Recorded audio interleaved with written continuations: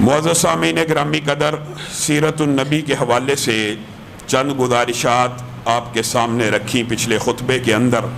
نبی کریم صلی اللہ علیہ وسلم کے آباء و اجداد کا تذکرہ کیا، نبی کریم صلی اللہ علیہ وسلم کے پردادا ہاشم کا ذکر کیا، اس کا معنی بتلایا۔ ایک بات جو ان کی سیرت کے حوالے سے ان کے پردادا کی جو رہ گئی تھی وہ یہ تھی کہ آپ نے سورۃ قریش لإیلاف قریش ایلافہم رحلۃ الشتاء والصیف، سب کو الحمدللہ جتنے مسلمان ہیں سب کو پتہ ہوتا ہے یہ سورت ہے اور اکثر کو حفظ بھی ہوتی ہے۔ اس سورت کے اندر اللہ رب العزت نے دو سفروں کا ذکر کیا تجارتی، وہ دو سفر ایک سردیوں کا اور ایک گرمیوں کا۔ ان دو سفروں کا جو آغاز ہوا وہ نبی کریم صلی اللہ علیہ وسلم کے پردادا نے کیا، اور انہوں نے یہ جو دو سفر کیے ان کے تجارتی قافلوں کو پورے حجاز کے اندر، گزشتہ خطبے کے اندر آپ کے سامنے اس بات کو رکھا تھا کہ حجاز کے اندر خانہ کعبہ کی تولیت شروع سے نبی کریم صلی اللہ علیہ وسلم کے خاندان میں کیسے منتقل ہوئی، ابتداً قبیلہ جرہم سے قریش کے اندر کیسے آئی، یہ ساری تفصیلات ہم نے رکھی۔ لیکن یہ جو تولیت ہے اس کا دائرہ کار صرف مکہ کے اندر تھا۔ مکہ سے مراد کیا؟ یعنی بیت اللہ کی تولیت، بیت اللہ کی جو اس کو بالعموم شریف مکہ بھی کہا جاتے ہیں، ان کو شریف مکہ بھی کہا جاتا ہے۔ یہ آواز کہاں سے آ رہی ہے؟ ان کو شریف مکہ بھی کہا جاتا ہے، اور اس کا مطلب یہ ہے کہ یہ صرف اور صرف خانہ کعبہ کی تولیت ان کے پاس تھی۔ اس تولیت کی وجہ سے پورا حجاز کا علاقہ ان کی عزت کرتا تھا، ان کا احترام کرتا تھا۔ اسی عزت اور احترام کو مد نظر رکھتے ہوئے نبی کریم صلی اللہ علیہ وسلم کے پردادا نے یہ فیصلہ کیا کہ قریشی دو تجارتی قافلے ایک سردیوں میں ایک گرمیوں میں نکالا کریں، ہمیں کون سا خطرہ ہے لڑائی کا؟ یعنی قریشیوں کی تو عزت اس تولیت کی وجہ سے پورے علاقے حجاز میں ایسی ہے کوئی ان کو نہیں لوٹے گا، ان کے قافلوں کا احترام ہوگا۔ انہوں نے یہ دو قافلوں کا اجرا کیا، یہ نبی کریم صلی اللہ علیہ وسلم کے پردادا ہیں، اور ان کے اجرا کی اور ان کے عزت اور احترام کو اللہ رب العزت نے قرآن پاک میں ذکر کر دیا۔ لإیلاف قریش ایلافہم رحلۃ الشتاء والصیف فلیعبدوا رب ھذا البیت۔ اللہ نے یہ بھی کہا، چاہیے تو یہ تھا کہ قریش کی محبت جو اللہ نے لوگوں میں ڈالی اور قریش کے دو جو سفر اللہ رب العزت نے امن اور امان کے بھوک سے محفوظ کرنے کے رکھے، چاہیے کیا تھا؟ چاہیے یہ تھا کہ یہ اللہ کے اس گھر کے رب کی، یعنی یہ جو گھر ہے اس کے رب کی خالص عبادت کرتے۔ چاہیے یہ تھا کہ اللہ تعالیٰ نے جو انعامات کیے، بھوک کے اندر کھانا دیا، جنگ کے اندر امن دیا، یہ قریشیوں ہی کو فضیلت ملی، اور کوئی وہاں پہ صحراؤں میں اتنے بڑے تجارتی قافلے مال و دولت کے ساتھ جاتا، لٹ جاتا صحرا کے اندر، لیکن اللہ رب العزت نے یہ جو قریش کی محبت لوگوں کے دلوں میں ڈالی تھی، کس وجہ سے؟ خانہ کعبہ کی تولیت کی وجہ سے، سقایت الحاج کی وجہ سے، عمارت المسجد الحرام کی وجہ سے، یہ سارے حجاج کی خدمت کیا کرتے تھے۔ اس وجہ سے ان کا ایک احترام تھا معاشرے میں، اس احترام کا اللہ تعالیٰ نے اس صورت میں ذکر کیا، اور بعض مفسرین نے اس حوالے سے یہ بات کہی ہے، اور یہ بات یاد رکھیے، اس بات کا اختلاف ہونا، مفسرین کا آپس میں کسی علمی نقطے کے اوپر اختلاف ہو جانا، یہ چنبے کی بات نہیں ہے، لیکن اجماع امت ہے کہ سورت فیل اور سورت قریش الگ الگ صورتیں، اگرچہ اختلاف بعض مفسرین نے کیا ہے کہ یہ ایک ہی صورت ہے۔ اللہ رب العزت نے پہلے سورت فیل کے اندر وہ سارا فیل کا واقعہ بیان کیا، اور اس فیل کے واقعے کے درمیان ہمارے نزدیک تو بسم اللہ کے ساتھ اللہ نے دونوں صورتوں کو علیحدہ علیحدہ کیا۔ یہ ایک صرف معلومات کے لیے آپ تک یہ بات کہہ رہا ہوں الحمدللہ اجماع ہے، الگ الگ صورتیں ہیں، لیکن بعض مفسرین نے لکھا صورتیں دونوں ایک ہیں۔ بعد میں بسم اللہ کے ساتھ اللہ رب العزت نے ترتیب توقیفی میں الگ کر دیا، لیکن جو مضمون چلتا آ رہا ہے نا وہ الم تری کیف فعل ربک باصحاب الفیل تھے، یہ سارے کا سارا وہی مضمون چلتا آ رہا ہے کہ اللہ نے ہاتھی والوں کو تباہ کیا، یہ قریش والوں کے اوپر احسان کیا، ایک ہی صورت ہے، لیکن حقیقت یہی ہے کہ یہ دونوں الگ الگ صورتیں۔ اب عبد المطلب کے حوالے سے تفصیلات آپ کے سامنے پچھلے خطبے میں رکھی۔ نبی کریم صلی اللہ علیہ وسلم کی آمد سے قبل اس خطے کے اندر دو عظیم الشان واقعات ہوئے جو نبی کریم صلی اللہ علیہ وسلم کی نبوت کا، ان کی پیدائش کا پیش خیمہ اگر کہا جائے تو بے جانی ہوگا، اور بعد نے ان کو دلائل نبوت میں اور بعد نے ان کو نشانات نبوت میں ذکر کیا۔ پہلا واقعہ جو بہت اہم ہے وہ کیا ہے؟ عبد المطلب حتیم میں ہیں، لیٹے ہوئے ہیں، ابراہیم علی نے حضرت علی کے ساتھ صحیح سند سے یہ واقعہ ذکر کیا، سند بھی صحیح ہے۔ عبد المطلب حتیم میں لیٹے ہوئے ہیں، سو گئے، آنکھ لگ گئی، خواب آئی، ایک آواز آئی ہے۔ کیا آواز آئی ہے؟ آواز آئی برہ کو کھو دیے، اور برہ عربی میں کس کو کہتے ہیں؟ پکیزہ۔ آپ کو پتہ ہے برہ کا معنی کیا ہوتا ہے؟ عمدہ، صاف، طاہر، اس کو کھو دیے۔ ترتیب بعض روایات میں آگے پیچھے موجود ہے کہ سب سے پہلے ایک آواز آئی، اس نے کہا طیبہ کو کھو دیے۔ بہرحال ساری روایات کو جمع کیا جائے تو 4 مختلف نام خواب میں آئے عبد المطلب کی۔ خواب میں آیا برہ کو کھو دیے، معنی پکیزہ، طیبہ کو کھو دیے، طیب کا معنی آپ کو پتہ کیا؟ صاف، پاک، طاہر، کھو دیے۔ یہ 4 دن لگاتار خواب آ رہے ہیں۔ تیسرے دن خواب آیا مظنونہ کو کھو دیے، عبد المطلب کو خواب آ رہا ہے۔ مظنونہ محفوظ شدہ ایسی چیز جو میرے پاس ہو تو میرا دل نہ کرے میں کسی اور کو دوں، اس کا ترجمہ یہ بنتا ہے، مفہوماً آپ کے سامنے رکھ رہا ہوں۔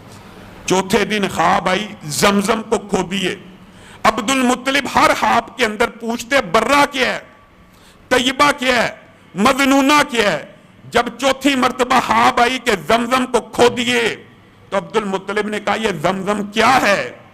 تو جواب دینے والے نے خواب میں جواب دیا یہ پانی کا ایک کنواں ہے جس سے حجاج قیامت تک سیراب ہوں گے، جس کا پانی کبھی ختم نہیں ہوگا، جس کا پانی بابرکت ہوگا، اور یہ سفید ٹانگوں والے کوے کی چونچ کے قریب اور چونٹیوں کے بلوں کے قریب ہے۔ یعنی جگہ کی بھی نشاندہی کر دی عبد المطلب کو۔ عبد المطلب اٹھے، دیکھا ایک کوا بیٹھا ہوا ہے، وہاں پہ چونٹیوں کے گھر، جیسے مٹی کو چونٹیاں کھاتی ہیں تو اپنے اوپر ڈیریاں گول گول لگا لیتی ہیں، نظر آ جاتا ہے یہ کیڑیوں کا گھر ہے۔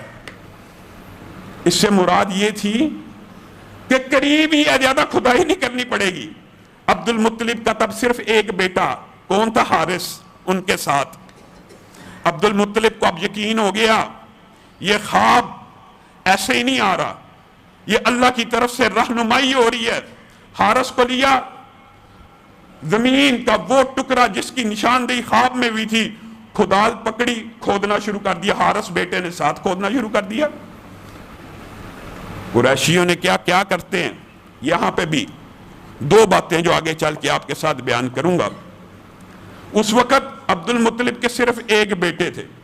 جب قریشیوں نے کہا آپ لگتا ہے کوئی قیمتی خزانہ ڈھونڈنے کے لیے زمین کھود رہے ہیں، بیٹا آپ کے ساتھ ایک ہے، آپ کب تک کھودیں گے، کہاں تک کھودیں گے، کتنی کھدائی کرنا چاہتے ہیں، کوئی ہمیں بھی پتہ لگے، ہم آپ کی ہیلپ کریں، مدد کریں۔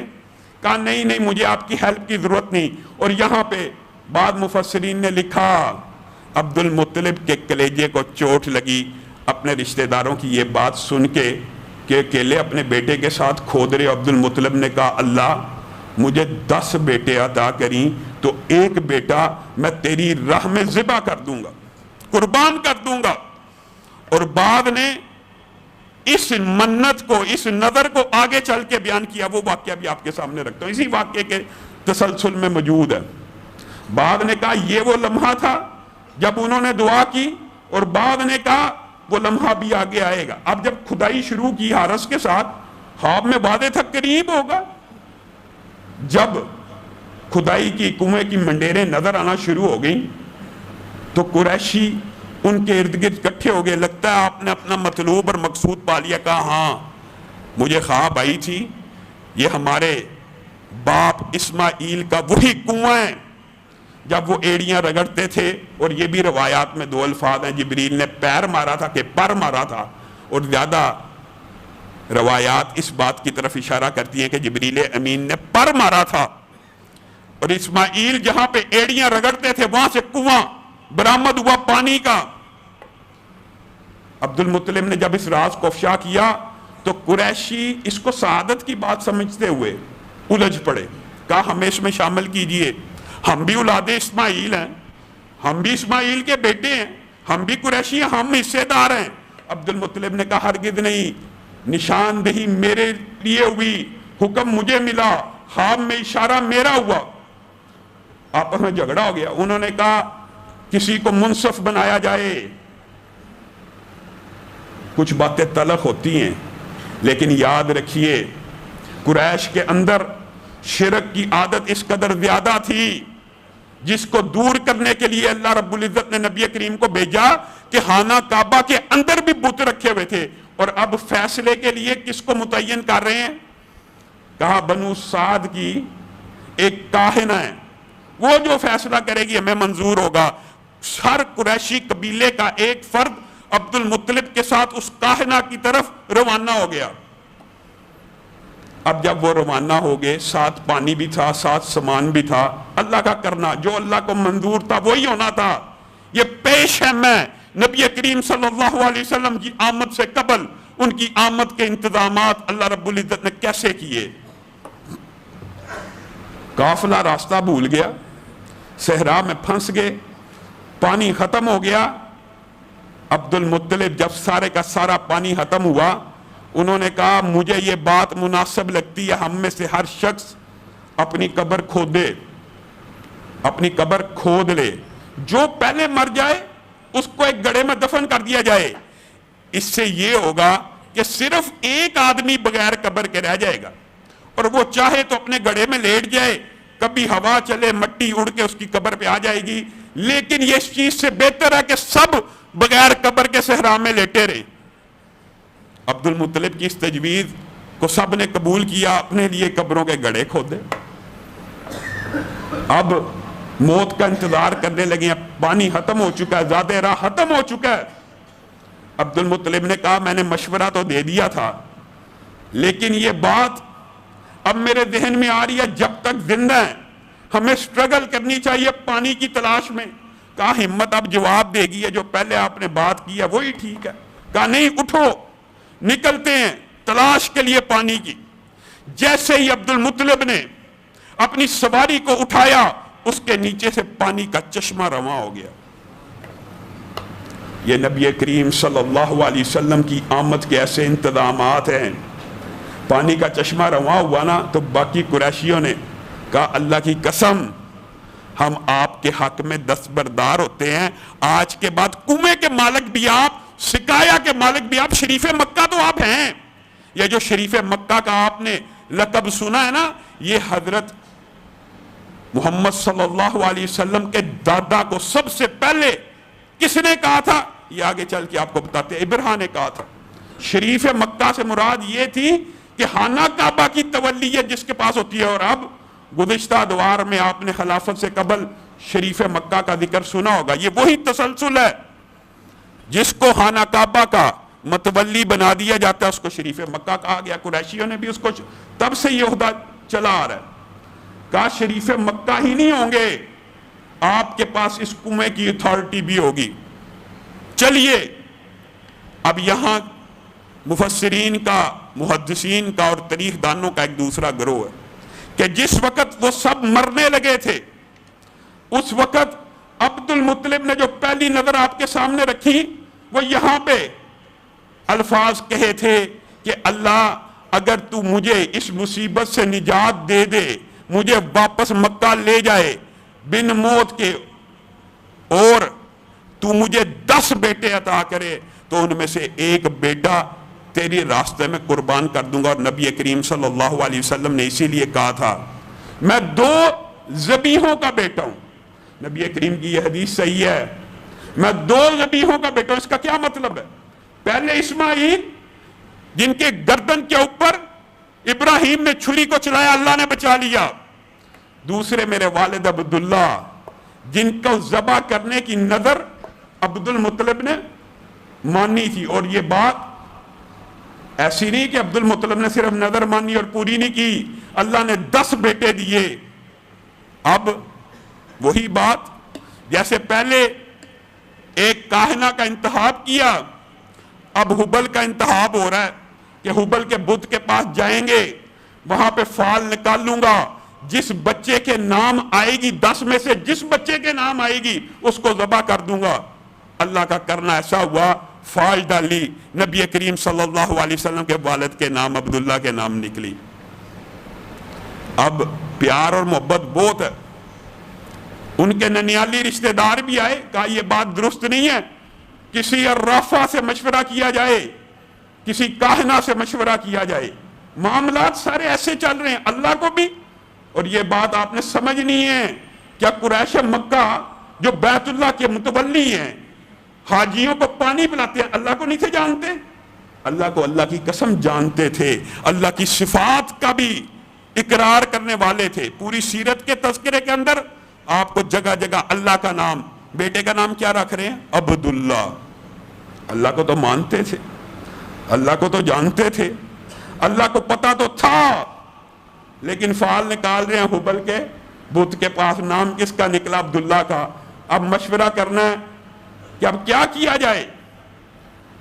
عبد المطلب چھری لے کر عبداللہ کو لے کر قربان کرنے چل پڑے ہیں۔ ننیال نے روکا، کہا رافع سے مشورہ کیا جائے، شاید کوئی تدبیر اور سبیل نکل آئے۔ اور تدبیر اور سبیل ایسی نکلی ہے، آج تک بھی امت پوری کی پوری اس بات کے اوپر اجماع ہے۔ کیا؟ رافع نے مشورہ دیا، اس وقت دیت ایک بندے کی 10 اونٹ ہوا کرتے تھے۔ مشورہ کیا دیا؟ 10 اونٹ اور عبداللہ کے مابین فال نکالو، جب تک فال عبداللہ کے نام پہ نکلتی رہے اونٹوں کی تعداد بڑھاتے رہو۔ پھر ایک وقت آئے گا کہ اونٹوں کی تعداد کے اوپر فال نکلے گی، جتنے اونٹ نکلیں گے اتنے اللہ کی راستے پہ قربان کر دینا، تمہارا بیٹا بچ جائے گا۔ یہ رافع نے مشورہ دیا نبی کریم کے والد کو، 10 کے ساتھ، 20 کے ساتھ، 30 کے ساتھ۔ جب بھی فال نکلتی عبداللہ کی نکلتی، چلتے چلتے 10 اونٹ بڑھاتے گئے، یہاں تک کہ 100 اونٹ کے ساتھ جب فال نکالی تو فال اونٹوں کی نکل آئی۔ اس لیے عرب کے اندر اس دن سے ایک انسان کی دیت 10 اونٹوں سے کتنی ہوگی؟ 100 اونٹ۔ اور نبی کریم صلی اللہ علیہ وسلم نے اپنی امت کے اندر اسی دیت کو جاری و ساری رکھا، اس کو منسوخ نہیں کیا۔ آج بھی قتل کی دیت 100 اونٹ ہے۔ ہاں کوئی چاہے مقتول والا چاہے تخفیف کر دے، یہ تو اس کا احسان ہے، لیکن دیت پورے کا پورے 100 اونٹ۔ اور کب سے ہوئی؟ اس واقعے کے بعد سے ہوئی۔ 100 اونٹ کی ہر وہ بچ گئے۔ اب کنواں کھودا گیا، یہ سارے کا سارا معاملہ بنو جرہم کے ہرن کے 2 انہوں نے مجسمے بنائے ہوئے تھے سونے کے، وہ بھی نکل آئے۔ دیگر جو چیزیں انہوں نے دفن کی تھیں وہ بھی نکل آئیں۔ یہاں پر بات آئی ہے قبیلہ جرہم کی، تو ایک بات آپ کے سامنے اور رکھنا چاہتا ہوں، وہ یہ ہے کہ عبداللہ ابن جدعان، آپ نے نام سنا ہوگا، عرب کا ایک بہت بڑا سخی، ایک بہت مال و دولت والا تونگر آدمی، جس کے بارے میں حضرت عائشہ نے نبی کریم صلی اللہ علیہ وسلم سے پوچھا تھا کہ ہم قریشیوں میں عبداللہ بن جدعان بھی تھا، اللہ کے راستے میں بڑا خرچ کیا کرتا تھا، اللہ کے راستے میں۔ یہاں پہ آپ نے سوچنا ہے، غور و فکر کرنا ہے۔ بعض لوگ یہ سمجھتے ہیں کہ قریش مکہ اللہ سے آگاہ ہی نہیں تھے، وہ صرف بتوں کی پوجا کرتے تھے، اس لیے بت پرستی حرام ہے۔ یہ ایک لمبا اور طویل موضوع ہے، لیکن اللہ کی قسم اپنی طرف سے نہیں کہہ رہا، قرآن کی آیتیں ہیں، کبھی ترجمے کے ساتھ پڑھیے۔ نبی کریم کو اللہ تعالیٰ حجت قائم کرنے کے لیے کیا کہتا ہے؟ قُلْ لِمَنِ الْأَرْضُ وَمَنْ فِيهَا، ان قریشیوں سے پوچھئے زمین و آسمان کی بادشاہی کس کے لیے ہے؟ قُلْ مَنْ رَبُّ السَّمَاوَاتِ السَّبْعِ، کون ہے 7 آسمانوں کا رب، عرش عظیم کا رب کون ہے؟ ان قریشیوں سے پوچھئے۔ یہاں تک بات نہیں ہے، بات آئی ہے تو کہہ دیتا اَمَّنْ يَمْلِكُ السَّمْعَ وَالْأَبْصَارَ، اللہ کی صفات کے قائل بھی تھے۔ کون قوت سامع اور باصرہ کا مالک ہے؟ قُلْ لِمَنِ الْأَرْضُ وَمَنْ فِيهَا، زمین و آسمان تنہا بادشاہ کون ہے؟ قریش مکہ کیا کہیں گے؟ سَيَقُولُونَ لِلَّهِ، قریش مکہ کہیں گے اللہ ہی ہے۔ اختلاف کیا تھا؟ یہ بھی آپ نے سیرت کے اندر سمجھنا، اختلاف اصل کیا تھا۔ اختلاف جو تھا وہ آپ کے سامنے رکھیں گے۔ عبداللہ ابن جدعان کے بارے میں امی عائشہ نے کہا اتنا اللہ کی بارگاہ میں خرچ کیا کرتا تھا، اتنا خرچ کیا کرتا تھا، لوگوں کو کھانا کھلایا کرتا تھا، یہ کیا کرتا تھا، وہ کیا کرتا تھا۔ آپ کو اس کا واقعہ عبداللہ ابن جدعان کا ذکر آیا بنو جرہم کے ساتھ، آپ کو مختصر بتاتا ہوں۔ اصل میں وہ نہایت غریب آدمی تھا، بکریاں چرایا کرتا تھا۔ ایک دن ایک پہاڑ کے غار کے اندر ریسٹ کے لیے دورانے بکریاں چراتے ہوئے بطور ریسٹ کے لیے غار میں گیا۔ وہاں پہ اس نے دیکھا کہ یہاں پہ تو ایسے معلوم ہوتا ہے کہ لوگوں کی آمد و رفت پہلے رہی ہے۔ اس نے ان اثرات کا، ان نقشوں کا، یعنی جو نقشے پا لوگوں کی آمد و رفت کے ان کا تعاقب کیا، یہاں تک کہ پتھر کے پاس پہنچا، پتھر کو اٹھایا۔ لمبا چوڑا واقعہ، اس کے پیچھے سارا قبیلہ بنو جرہم کے جب لوگوں نے ہجرت کی، جو پچھلے خطبے میں آپ کے سامنے رکھا تھا، چھوڑ گئے تھے۔ 2000 برس تک خانہ کعبہ کی تولیت ان کے پاس تھی، پھر ان کے اوپر زوال آیا، یہ سارا سونا چھوڑ گئے۔ ایک اس پہاڑ میں دفن کیا، باقی اس زمزم کے کنویں میں تھا۔ اب عبداللہ بن جدعان کو جب یہ سارا سونا، ہیرے جواہرات ملے، یہ آہستہ آہستہ اپنے گھر میں منتقل کرتا رہا اور کرتا رہا۔ سارا منتقل کرنے کے بعد لوگوں کے سامنے اس نے یہ راز ابتداءً افشا نہیں کیا، مجھے ملا، انفاق کرنے لگا، خرچ کرنے لگا، حتیٰ کہ نبی کریم صلی اللہ علیہ وسلم نے فرمایا میں آج تک اس دیگ کو یاد رکھے ہوئے ہوں جو عبداللہ ابن جدعان نے بنائی تھی۔ کس کے لیے؟ حاجیوں کے لیے۔ وہ اتنی بڑی دیگ تھی کہ میں محمد صلی اللہ علیہ وسلم اس کے سائے میں دھوپ میں ریسٹ کیا کرتا تھا، اور اس دیگ کے اندر وہ کیا کیا کرتا تھا؟ حاجیوں کو کھانا کھلایا کرتا تھا۔ 1000 سوٹ ہر سال حاجیوں کو پہنایا کرتا تھا۔ امی عائشہ نے نبی کریم سے پوچھا اس کا کیا بنے گا؟ تو نبی کریم صلی اللہ علیہ وسلم نے کہا جس طرح وہ اللہ کو مانتا تھا اسی طرح اس کا عقیدہ یہ بھی تھا کہ لات بھی مشکل کشا ہے، منات بھی مشکل کشا ہے، وہ آگ میں جلے گا، جنت میں نہیں جائے گا۔ صرف کو اللہ کو مان لینا کافی نہیں ہے، اللہ کو اس طرح ماننا کہ اللہ کی ذات کے ساتھ پھر کسی کو شریک نہیں ٹھہرانا، یہ مکمل دین ہے۔ یہ عبداللہ بن جدعان جیسا نیک آدمی جو لوگوں کے سامنے اللہ کے راستے میں اتنا خرچ کیا کرتا تھا، اس کو زبان رسالت نے جہنم کی وعید سنائی ہے، جنت میں نہیں جائے گا۔ دوسرا اہم واقعہ جو نبی کریم صلی اللہ علیہ وسلم کی پیدائش سے قبل جزیرۃ العرب میں بلکہ پورے عرب میں اور پوری دنیا میں معروف ہوا، جس کو آپ ہاتھیوں کا واقعہ، فیل کا واقعہ معروف سمجھتے ہیں۔ یہ ابرہا نامی، ابرہا، برہما، برہمن، یہ بات یاد رکھیے، بات آئی ہے تاریخ کی چونکہ بات ہو رہی ہے، اس لیے یہ بات بھی سمجھ لیجئے، یہ جتنے الفاظ ہیں یہ کس کا محفف ہے؟ ابراہیم کا۔ حضرت ابراہیم جد الانبیاء ہیں۔ آپ یہ دیکھیے کہ یہ نام ہمارے ہمسایہ ملک ہندوستان تک برہما کا، برہمنوں کا، یہ ساری کی ساری ابریویشن جدید دور کے جو اسکالر ہیں ڈاکٹر ذاکر نائک احمد دیدات وغیرہ، انہوں نے کہا یہ بھی ابراہیم کا محفف ہے، بلکہ انہوں نے یہاں تک کہا ہے کہ حضرت سارہ کو ہمارے ہمسائے میں سری دیوی کہا جاتا ہے۔ حضرت سارہ کے نام کو برہمن ابراہیم سے اور سری دیوی حضرت سارہ سے، واللہ عالم۔ لیکن یہ جو ابرہ ہے یہ حقیقی اور یقینی طور پہ حجاز کے علماء کے نزدیک یہ محفف ہے ابراہیم کے نام کا۔ یہ عیسائی تھا، اصلاً عیسائی تھا، یمن کا بادشاہ بنا تو اس نے ایک کلیسا بنایا، یعنی گرجا گھر کلیس نامی۔ وہاں پہ ایک حجازی نے جا کے، جس طرح بیت الخلاء میں انسان جاتا ہے بیت الخلاء کو جیسے استعمال کرتا ہے، ایک عربی حجازی نے اس کو ایسے استعمال کیا، اس کو غصہ آ گیا، اور ویسے بھی اس کی نیت میں یہ بات شامل تھی کہ لوگ میرے گرجے کی طرف متوجہ ہوں، عرب کے، اور عرب کے لوگ کس کی طرف متوجہ تھے؟ بیت اللہ کی طرف۔ حج کرتے تھے بیت اللہ کا کرتے تھے، طواف چاہے برہنہ کرتے تھے بیت اللہ کا کرتے تھے، عزت احترام کرتے تھے قریشیوں کی کرتے تھے۔